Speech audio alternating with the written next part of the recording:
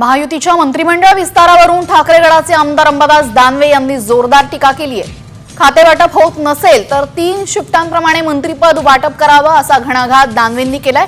तर महाराष्ट्र हितापेक्षा स्वतःचं हित आणि मलिदा असलेलं खातं घेण्यासाठी प्रयत्न सुरू आहेत। तसंच भाजपला अजित पवार आणि एकनाथ शिंदेंची गरज नसल्याचा टोला देखील अंबादास दानवे यांनी लगावलाय। वर्ष याला मंत्री 2.5 वर्ष त्याला मंत्री, मला वाटतं जशा शिफ्ट असतात कामगाराच्या 8-8 तासाच्या तसं मंत्रिपद वाटून घेऊ नये म्हणजे झालं। येणाऱ्या काळामध्ये तसं कामगारांच्या 3 शिफ्ट असतात 8-8 तासाच्या, तशा शिफ्टमध्ये मंत्रिपद वाटून घेऊ नये या सरकारमध्ये।